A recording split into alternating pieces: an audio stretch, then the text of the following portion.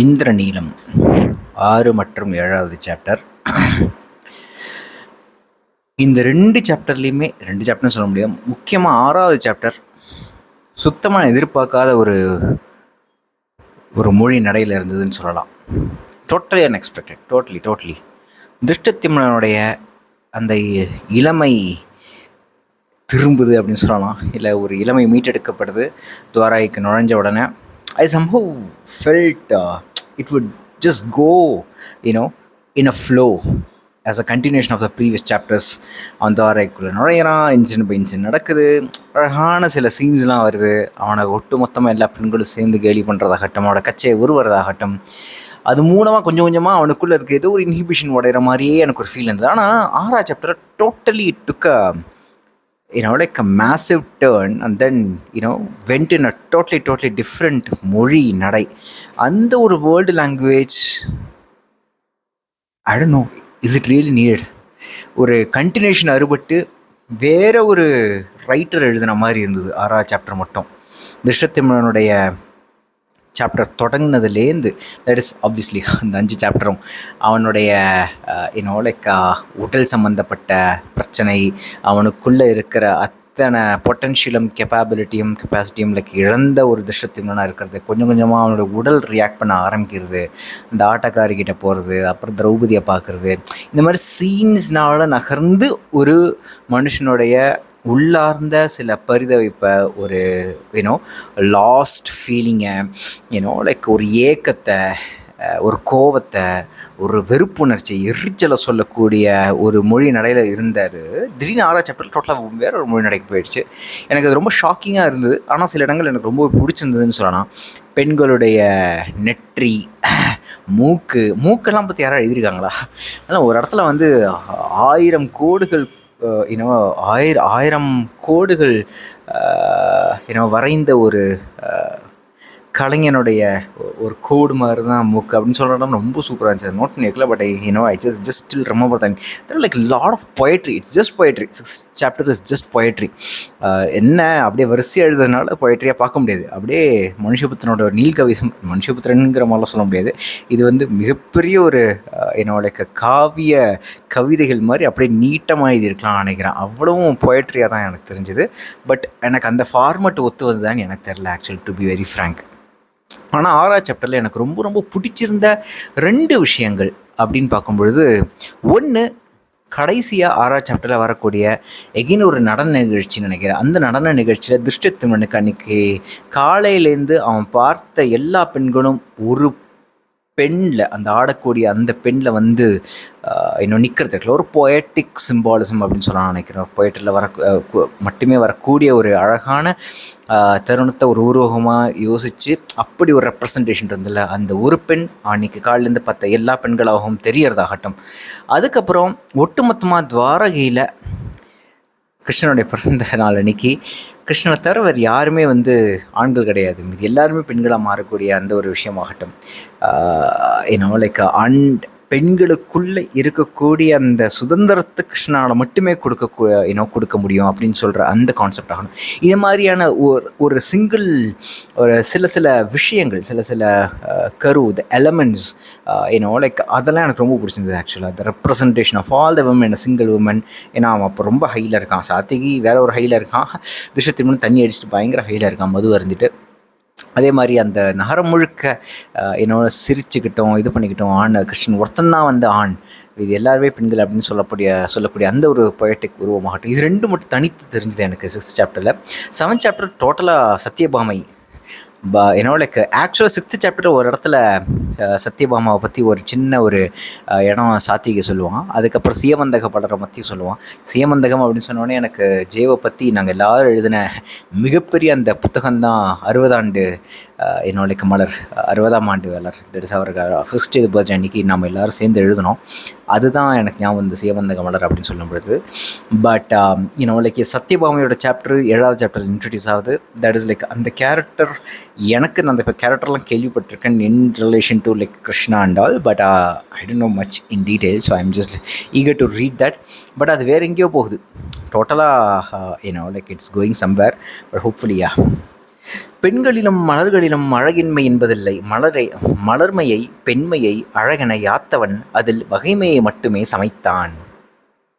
So பெண்களை பற்றி அவ்வளோ எக்ஸ்பிளைன் பண்ணுறாருல சாப்டரில் ஆரம்பத்தில் எக்கச்சக்க paragraphs is just spent like poetries. Like நான் சொன்ன மாதிரி அப்படியே வரிசையாக எழுதலாம், நீட்டாக எழுதாமல் வரிசையாக எழுதினா அப்படியே போயட்ரியாகவே தெரியும். அதில் நிறைய லைன்ஸ் எனக்கு பிடிச்சி, சில லைன்ஸ் மட்டும் தான் எனக்கு நான் நோட் பண்ணி வச்சுருக்கேன். பெண்களிலும் மலர்களிலும் அழகின்மை என்பதில்லை, ஹவு ட்ரூ இட் இஸ் அப்படின்னு எனக்கு தோணுச்சு. மலர்மையை பெண்மையை அழகனை யாத்தவன் அதில் வகைமையை மட்டுமே சமைத்தான். எனக்கு லைக் பியூட்டி தனியாக ஒரு பியூட்டி தெரியும்போது அதுக்கு பியூட்டிஃபுல்லாகவே தெரியும். ஆனால் ஒட்டு மொத்தமாக நிறைய பியூட்டிஃபுல்லான விஷயங்கள் சேர்த்து சேர்த்து சேர்த்து சேர்த்து பார்க்கும்பொழுது மொத்தமாக அந்த இடம் முழுக்க பியூட்டியால் நிறைஞ்சிருக்கு. எந்த ஒரு பியூட்டி தனித்து அப்படி மேலோங்கி நின்று தெரியாது அப்படிங்கிற மாதிரியான கான்செப்ட்லாம் நம்ம முன்னாடியே வெண்மூர்ஸ் வீடியோ சீரீஸில் நம்ம எக்ஸ்பிளைன் பண்ணியிருப்போம். லைக் அந்த மாதிரி தான் இது எங்கே எக்ஸ்பிளைன் பண்ணியிருப்போம், அந்த இதுனா கௌரவர்களுடைய அனைத்து பொண்டாட்டிங்களும் வந்து நிற்பாங்கள்ல, அப்போ அந்த மாதிரியான ஒரு எக்ஸ்ப்ளனேஷன் வரும். ஸோ அடுத்து, சிரிப்பில் விரிந்து மூக்குத்தி அசைப்பவை விழிமலர்ந்த விரிந்த பசுங்கனு சிறகடித்த இரு பட்டாம்பூச்சிகள் வந்தபர்ந்த செண்பகம் சங்கு புஷ்பத்தின் மொட்டு முத்தமிடுகையில் முந்தி வந்து தொடும் வேட்கை. நான் சொன்னேன்ல, இதான் இது மூக்கு.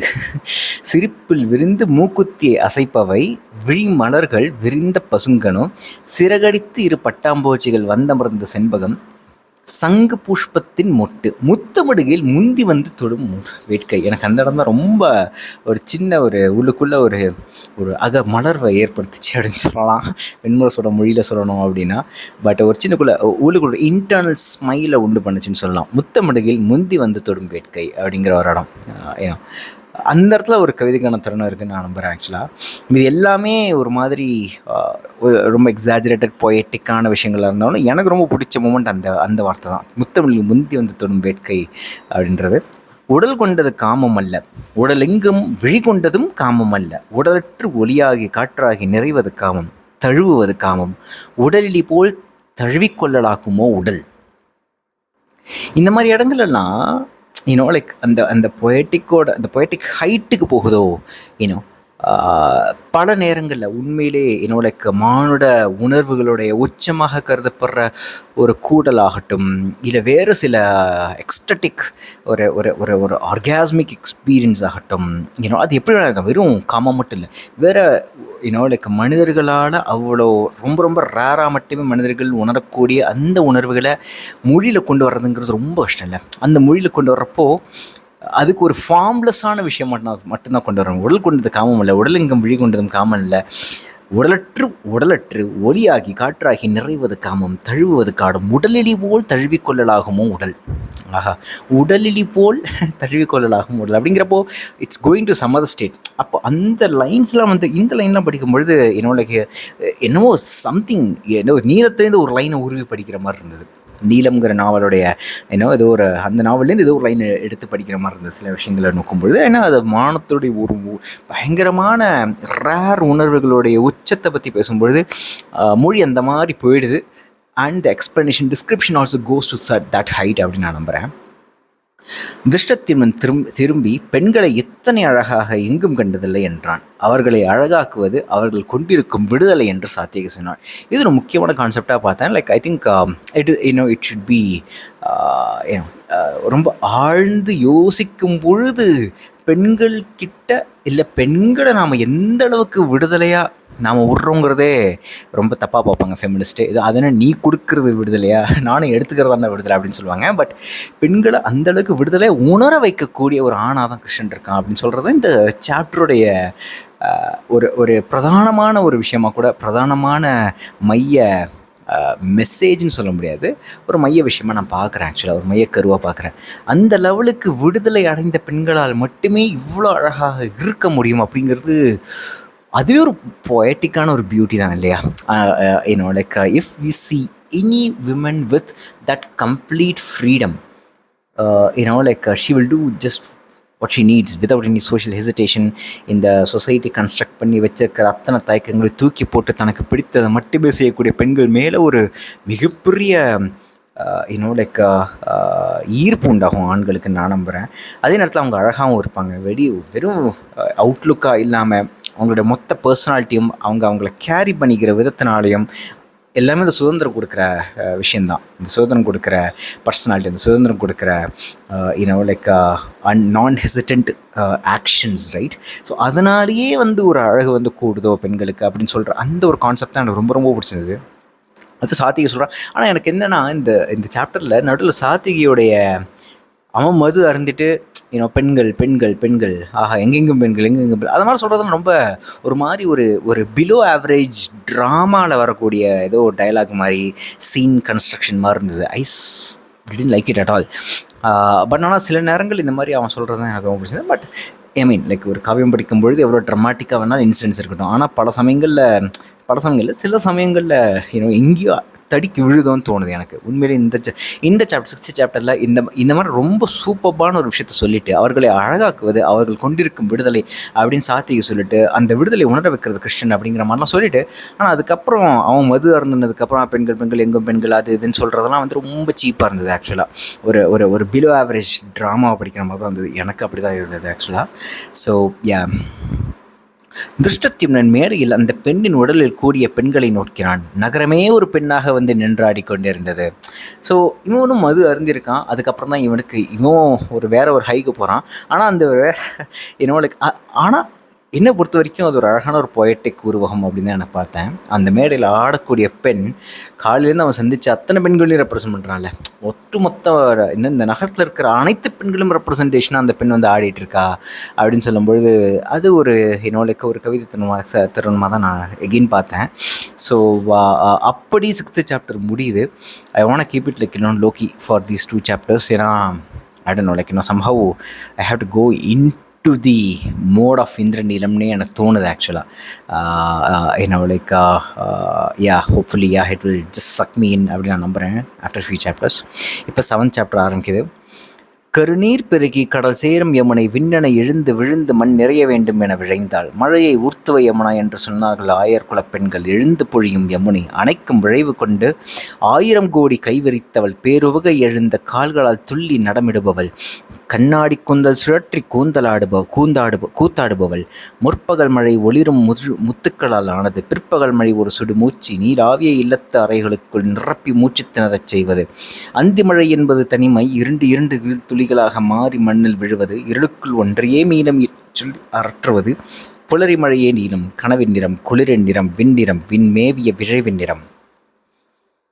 நான் 7வது சாப்டரும் கிட்டத்தட்ட 6வது சாப்டரோட மொழி நடையில் தான் இருக்க போது நினச்சேன். ஃபஸ்ட்டு ஃபியூ பேராகிராஃப்ஸ்லாம் படிக்கும்போது அப்படி தான் இருந்தது. ஏன்னா சத்யபாமாவோட இன்ட்ரடக்ஷனுக்கு அப்புறம் மழையை பற்றின ஒரு மிகப்பெரிய ஒரு டிஸ்கிரிப்ஷன் கொடுக்கப்படுது. எனக்கு டக்குன்னு நான் ரீசெண்டாக பாவனனுடைய ஒரு புக்கு படிச்சுட்டு இருந்தேன். அவர் வெங்கட் சாமிநாதனுடைய அவரை பற்றி எழுதின அவங்க 2 பேருக்கும் இருக்கிற நிறைய உரையாடல்களை பற்றி எழுதப்பட்ட ஒரு புக்கு. பாவண்ணன் எழுதின புக்கு வெங்கட் சாமனுடைய. அவர் சொன்ன வெங்கட் சாமனோட அவருக்கு உண்டான அந்த ஒரு இன்டலெக்சுவல் ஷேரிங், அந்த நாடகத்தை பற்றி, அதுக்கப்புறம் தமிழ் இலக்கியத்தை பற்றி, எப்படி தமிழ் சமூகம் எப்போவுமே உருப்படாமல் இருக்குன்னு வெங்கட் சாமிநாதன் எரிச்சலாக பேசிக்கினே இருக்கிற அந்த விஷயங்களை பற்றி, சினிமாவை பற்றி, இதை பற்றி ரொம்ப அழகான ஒரு புக்கை எனக்கு பட்டுது. இன்னும் ஒரு 2 கட்டுரைகள் தான் இருக்குது. ஃபுல் அண்ட் ஃபுல் கான்வர்சேஷன், அழகான கான்வர்சேஷன். அதில் ஒரு சாப்டரில் ஒரு கட்டுரையில் வெங்கட் சாமிநாதன் மழையை பற்றி சொல்லியிருப்பார். ஜஸ்ட் பெங்களூரில் ஒரு ஹோட்டலில் தங்கியிருக்கும்போது வெள்ளம் மழை பெய்யுது. அந்த மழையை அவ்வளோ ரசிக்கிறார். லைக் தட் ஒரு ஒரு ஒரு சின்ன முதல் முறையாக ஒரு மழையை பார்க்குற ஒரு ஜீவன் மாதிரி லைக் அதுக்குள்ளே நனைகிறாரு. மழையில் சும்மா பார்க்குறது மூலமாகவே லைக் மழையில் நனைஞ்சி அவர் உள்ளெல்லாம் அவ்வளோ லைக் இளமை ததும்ப இத்தனைக்கும் வயசான தான் இந்த மழையை பார்க்குறாரு. பட் இருந்தாலும் அவ்வளோ ரசித்து இந்த மழையை பற்றி சொல்கிறாரு. ஒரு கட்டத்தில் உள்ளம் ததும்புது அவருக்கு, வெங்கட் சாமிநாதனுக்கு, இந்த மழையை ரசித்து அது அத்தனை பாவன் என்று சொல்கிறார். பாவனுடைய oh my god beautiful writer. Like அத்தனை விஷயத்தையும் ஞாபகம் வச்சுருக்காரு அப்படிங்கிறது like it will be questionable, debatable. But அந்த சாரத்தை அப்படியே கரெக்டாக எடுத்து ப்ரெசென்ட் பண்ணியிருக்காரு. எனக்கு ஒரு பக்கம் வெண்முரசில் இந்த மழையை பற்றி படிக்கும்போது 7வது சாப்டரில் ஆரம்பத்தில் இந்த மழையை பற்றி இவ்வளோ எகின் ஒரு பொயட்டிக் டிஸ்கிரிப்ஷனாகவே மழையை பற்றி சொல்லும் பொழுது, எஸ்பெஷலி யமுனை யமுனை திரும்பி மழையாக வந்து பொழியும் பொழுது அதை பற்றி சொல்லும் பொழுது யமுனை அப்புறம் மழை ஒவ்வொரு ஒரு நாளில் எந்தெந்த நேரத்தில் பெய்யும் பொழுது எந்தெந்த மாதிரி உணர்வுகளை கொடுக்குன்னு சொல்ல பொழுது ரைட், எனக்கு டக்குன்னு அந்த வெங்கட் சாமனோட மழையை டிஸ்கிரிப்ஷன், அந்த மழையை பற்றி ரசித்து அவர் சொன்னது வேற ஒரு ஹைட்டில் இருந்ததோ அப்படின்னு தோணுச்சு எனக்கு. ஸோ சம்ஹவ் ஏன்னா லைக் இட் வாஸ் ஸோ கள்ளம் கபடம் இல்லாத அப்படின்னு சொல்ல மாட்டேன், கள்ளம் இதில் மட்டும் என்ன கள்ளம் கபடம்லாம் இருக்கான்னு அப்படி இல்லை. இட்ஸ் லைக் மோர் ஆஃப் ஒரு ரொம்ப இயல்பாக நேச்சுரலாக ஒரு மனுஷன் மழையை பற்றி ரசித்து அதில் உள்ளம் ததும்பி மகிழ்ச்சி அப்படியே பொங்க ஒருத்தன் வந்து மழையை ரசித்து சொல்கிறான்ல இன்னொருத்தன்ட்ட, அதை படிக்கிறது வேற ஒரு இதில் இருக்குது. ஆக்சுவலாக வேற ஒரு ஹைட்டில் இருக்குது. புனைவு கொடுக்க முடியாத ஒரு அழகியல் ரசனையை ஒரு நான் ஃபிக்ஷனில் ஒரு மனுஷன் இன்னொரு மனுஷன்ட்ட ஷேர் பண்ணதை அப்படி எழுதுறதுல இருக்குல்ல.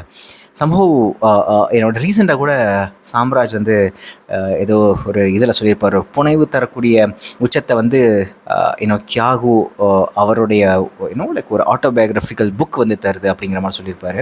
I completely agree with that. நிறைய நேரங்கள் நம்ம நான் ஃபிக்ஷனை வந்து ஒதுக்கி வச்சிடுறோம். ஸோ நான் ஃபிக்ஷனில் கிடைக்கக்கூடிய நிறைய உச்சங்கள் புனைவில் கிடைக்கலையே அப்படிங்கிற மாதிரி தான் எனக்கு தோணுச்சு. ஸோ ஏன்னா இதில் உண்மையிலே மழையை பற்றி ரொம்ப அழகாக ரொம்ப கவிதையாக மழையை ஊர்த்து யமுனா என்று சொல்கிறார். எழுந்து பொழியும் யமுனை அணைக்கும் விளைவு கொண்ட 1000 கோடி கைவிரித்தவள், அணைக்கும் விளைவு கொண்டு 1000 கோடி கைவிரித்தவள் அப்படிங்கிறப்போ அந்த ஒரு பர்சானிஃபிகேஷன் இருக்குல்ல, அது எக்ஸாஜரேட்டட் பர்சானிஃபிகேஷன், அதெல்லாம் ஒரு ரொம்ப அழகான ஒரு பொயட்டிக்கான தருணங்கள் தான். ஆனால் is it giving the high, is it giving that pleasure? Like இந்த பாவனன் எழுதின வெங்கட் சாமிநாதன் சொன்ன அந்த மழையை பற்றின டிஸ்கிரிப்ஷன் கொடுக்குற அந்த ஒரு ப்ளஷர் இது கொடுக்குதா அப்படின்னு நான் யோசிச்சு பார்க்குறேன். Somewhere I am comparing. ஆக்சுவலாக இது டோட்டலாக வேறு டெக்ஸ்ட்டு, வேறு கான்டெக்ஸ்ட்டு, லைக் இதோட மொழி நிறைய வேறு. அந்த நான் ஃபிக்ஷன் எஸ்ஸேயில் வெங்கட் சாமிநாதன் உரையாடலாக சொல்லக்கூடிய அத்தனை விஷயங்களையும் அப்படி எக்ஸ்பிளைன் பண்ணுறதாரு. But at the end of the day நம்ம இலக்கியத்தில் ரசிக்கக்கூடிய விஷயம் இந்த அழகியல் சார்ந்த ஒரு வேறுபாடு தான் இல்லையா? அப்போ எந்த ஒரு விஷயத்தில் நம்மளுக்கு அழகியல் சார்ந்த ஒரு உச்சம் கிடைக்கிது வாசிக்கிறப்போ அப்படிங்கிறப்போ எனக்கு அந்த நான் ஃபிக்ஷன் தான் இன்னும் அதிகமாக தோணுது. ஆக்சுவலாக இங்கே எத்தனை எக்ஸாஜரேட்டட் அழகான பொயட்டிக் ஒரு ரீஇமேஜினேஷன் நடந்தாலும் 1000 கோடி கைவிரித்தவள் அப்படின்னு சொன்னாலும் சரி, பேருவுகை எழுந்த கால்களை துள்ளி நடமிடுபவள், இதெல்லாம் எவ்வளோ பியூட்டிஃபுல்லான என்னோட டிஸ்கிரிப்ஷனை போட்டு மழை பேருவுகை இழந்த கால்களால் துள்ளி நடமிடுபவள்னு ஸோ அந்த மழையை சொல்கிறதாகட்டும், இத்தனை சொன்னாலும் அந்த ஒரு ஹைட்டுக்கு போலியோ அப்படின்னு தோணுச்சு. Somehow I'm not trying to be cynical here. இதெல்லாம் ரொம்ப டிசைன்டாக பொயட்டிக்காக எழுதணுன்னு அந்த அளவுக்கு மழையை டிஸ்கிரைப் பண்ணும் பொழுது அவளை பொயட்டிக் ஹைட்டை எழுதணும்னு ரொம்ப கான்ஷியஸாக எழுதப்பட்டது அப்படிங்கிற மாதிரி நான் சொல்ல வரல. I'm not telling that. But somehow there is a comparison, right? I always compare like one text versus another text if it talks about the same theme and this like even though there are a lot of differences across this text, right? But still வாசிக்கிறப்போ என்ன உணர்வு வருது அப்படிங்கிறதான் என்னால் சொல்ல முடியும். அறப்பிறழ்வுக்கு முன் உயிர் துறக்காத குளங்கள் அழிவதே இறை விருப்பம் என்றார் இன்னொருவர். நாம் பறவைகள் அல்ல, விலங்குகள் அல்ல, வெறும் புழுக்கள், உயிருடன் இருப்பது ஒன்றே புழுக்களின் அறம் என்றார் மூதாயர். ஸோ செவன்த் சாப்டரில் மழையை பற்றின ஒரு மிகப்பெரிய ஒரு டிஸ்கிரிப்ஷனோட போய் அப்புறம் பல காலம் முன்னாடி போயிடுதுன்னு நினைக்கிறேன். That's how I understood. Actually maybe I'm wrong, but like பல காலம் முன்னாடி போய் கம்சருடைய காலத்தில், தட் இஸ் லைக் இப்போ சத்யபாமை வந்து லைக் இப்போ ஒரு யௌவன ஸ்டேஜில், ஒரு அடலசன்ட் ஸ்டேஜில் இருக்கா. பட் ஆனால் again it's going back to before she like என்ன சொல்ல லைக் பியூபர்ட்டி ஹிட் ஆகாத ஒரு டயத்தில் ரொம்ப சின்ன வயசில் அப்போ கம்சனுடைய பீரியடில் இருக்கக்கூடிய ஒரு விஷயத்தையும் சொல்கிறா.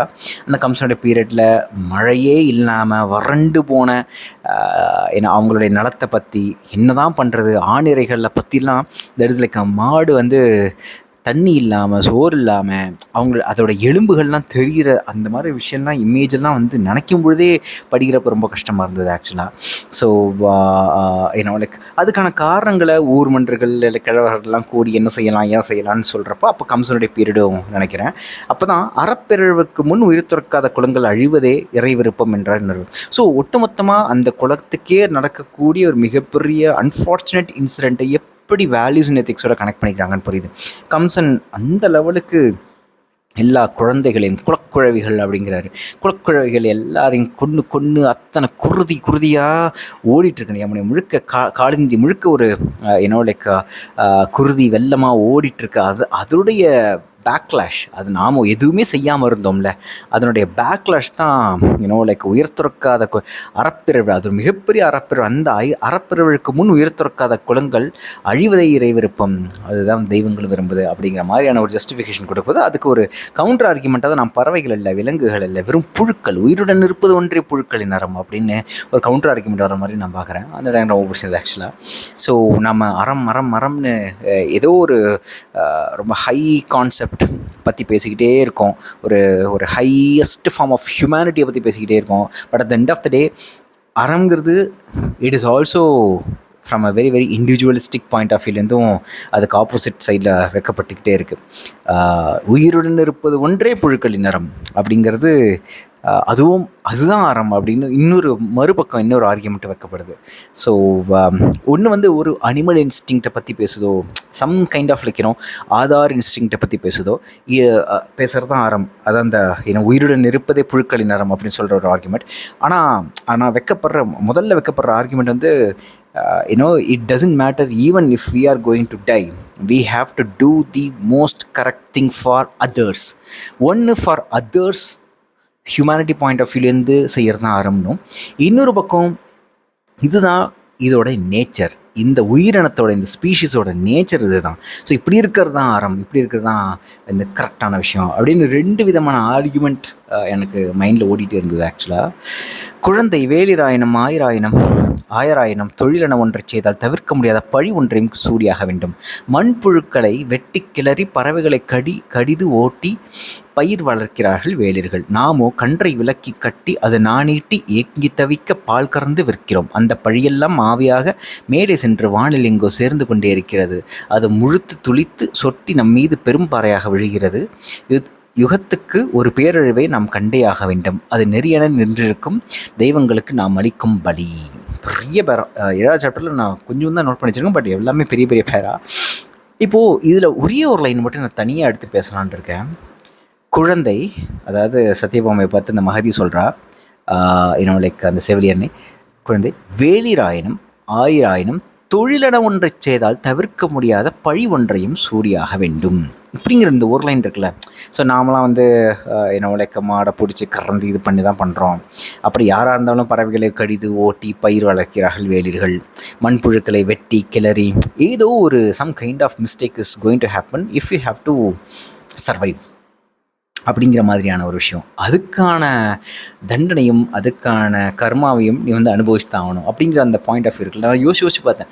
அப்போது எல்லா தொழிலுக்கும் இது போடலாம். எந்த தொழிலாக இருந்தாலும் அந்த தொழில் என்ன ஒன்றை செய்யும் பொழுது தவிர்க்க முடியாத பழி ஒன்றை சூடியாக வேண்டும் அப்படிங்கிறத எடுத்து நான் என்னுடைய கார்ப்பரேட் லைஃபுக்கு போட்டு பார்க்கும் பொழுது மார்ஜின் பின்னாடி ஓடினே இருக்க, மார்ஜின் ரெவென்யூ மார்ஜின் ப்ராஃபிட்னு ஓடினே இருக்கிற அத்தனை கார்ப்பரேட் கம்பெனிஸும் ஏதோ ஒரு பழியை சுமந்து தான் ஆகணும்.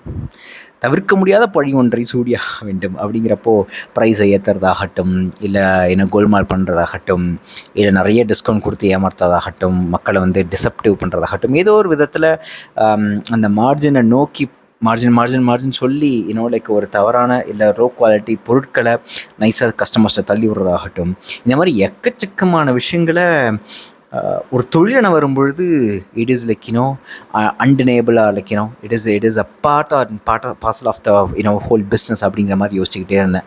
ஸோ அந்த பழி ஒன்றையும் சூடியாக, அந்த பழிக்காக என்றைக்கோ ஒரு நாள் மாட்ட போனால் எல்லா கார்ப்பரேட் கம்பெனியும் ஏதோ ஒரு இடத்துல ஒரு டிப்பாக போகுது அப்படிங்கிற மாதிரியும் எனக்கு தோணுச்சு. ஒரு பேரழிவை சந்திக்க தான் போகுது எந்த ஒரு கார்ப்பரேட் கம்பெனியும்.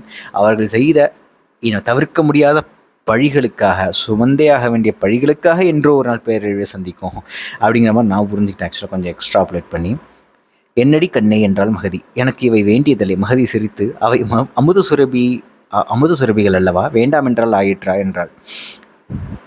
பாமாவின் கண்கள் கண்ணீரால் நிறைந்தன. தலை குனிந்து, நான் அப்படியெல்லாம் ஆவது எனக்கு பிடிக்கவில்லை என்றாள். மகதி, ஆகாமல் இருக்க முடியுமா கண்ணே என்றாள். நான் ஏன் இப்படியே இருக்கக்கூடாது, நான் ஏன் நான் இப்படியே இருக்க வேண்டும் என்று வேண்டிக் கொள்வேன் என்றார். ஏன் என்று மகதி சிரிப்புடன் கேட்டார். என்னை இன்னொருவர் பார்த்து என்றதும் அவளுக்கு விம்மல் வந்துவிட்டது. மகதி அவள் தலையை பற்றி மெல்ல ஒலுக்கி, காதல் கொண்ட ஆணின் பார்வையும் தொடுகையும் தான் பெண்ணை மலர்விக்கின்றன என்றார். இது மகதிக்கும் பாமைக்கும் நடக்கக்கூடிய ஒரு அழகான ப்ரைவேட்டான ரொம்ப ஒரு பெண்மையை பற்றின ஒரு கான்வர்சேஷன் அப்படிங்கிற மாதிரி தான் நான் பார்க்குறேன். ஸோ இதில் எனக்கு ரொம்ப பிடிச்சிருந்தது. ஏன் நோட் பண்ணி வச்சேன்னா, மாமா வந்து நான் இப்படியே இருக்கேன், இந்த முளைகள் வந்து வளர வேண்டாம், நான் பெண்ணாக ஆக வேண்டாம், நான் வளர வேண்டாம் அப்படிங்கிற மாதிரியான ஒரு என்னை இன்னொருத்தர் பார்க்குறது அப்படின்னு சொல்லிட்டு கொஞ்சம் விம்மிட்டு, அப்படிலாம் எனக்கு பார்க்குறது யாருக்கும் பிடிக்கல அப்படிங்கிற மாதிரி சொல்கிறதாகட்டும், அது சிறு குழந்தைகளுக்குள்ளேயே இருக்கிற லைக் ஒரு கூச்ச சுபாவம், இல்லை வளர்ந்து எல்லாரும் என்னை பார்க்குறதுலாம் வேண்டாம் அப்படின்னு ஒரு பெண் குழந்தைகளுக்கு இருக்கக்கூடிய ஒரு நார்மல் சைக்காலஜி கூட இருக்கலாம்னு நினைக்கிறேன். ஐடனோ. பட் அவர் சொல்கிற காதல் கொண்டு ஆணின் பார்வையும் தொடுகையும் தான் பெண்ணை மலர் வைக்கின்றன, அது கொஞ்சம் லைட்டாக கரெக்டான ஸ்டேட்மெண்ட்டாக இருந்தாலும் ஒரு மாதிரி கிளிஷேடாக இருக்குது. But I don't know if it is regressive or not, but somehow. But ஆனால் எனக்கு என்ன பிடிச்சிருந்ததுன்னா, எல்லாருக்குள்ளேயுமே இப்போ நாம் ஒரு சபரியோட கவிதை இருக்குன்னு நினைக்கிறேன். It goes like this. Theme என்னென்னா, என்ன கொசலக்குடி பையனா அது, தட் இஸ் ஒருத்தனுடைய செல்ஃப் பின்னாடி பார்த்து அவனுடைய இளமை காலத்து செல்ஃபை பார்த்து, நீ அங்கேயே இரு, வந்துடாத, இங்கே வந்துடாத, வயசாயிடுச்சு, நீ செத்த அப்படிங்கிற மாதிரியான ஒரு டோனில் வரும் அந்த கவிதை.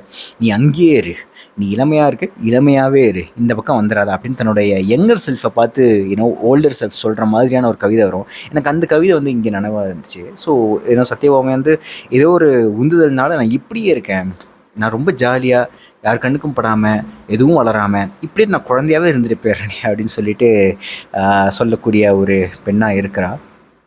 ஸோ அந்த இடம் எனக்கு ரொம்ப பிடிச்சது. டக்குன்னு அந்த கவிதை ஞாபகம் தான் நேரத்தை நோட் பண்ணி வச்சேன். So that's how it is like going to be Bhama and Krishnan அப்படிங்கிற ஒரு மிகப்பெரிய கனெக்ஷன் வரும்னு நினைக்கிறேன். ஸோ திருஷ்யத்திம்னன் முடிச்சாச்சு, பாமை முடிச்சாச்சு. இன்னும் வேறு எந்த கேரக்டர்லாம் மெயின் கேரக்டர்ஸாக இந்திரநீலத்தில் வரப்போகுதுன்னு பார்க்கலாம். கண்டிப்பாக திரௌபதியோட இந்த பிரஸ்தம் உருவாக போகுது, அதை பற்றின மிகப்பெரிய டிஸ்கிரிப்ஷன்ஸ்லாம் வரும். But I'm just like more interested how the journey of திருஷ்யத்திம்னன் ஒரு பக்கம், அதுக்கப்புறம் லைக் சத்யபாமை அண்ட் கிருஷ்ணனுடைய ஜேர்னி ஒரு பக்கம். ஸோ இப்படி தான் 2 ட்ராக்காக போக போகுது நினைக்கிறேன் இந்திரநீலத்தில். Let's see what happens.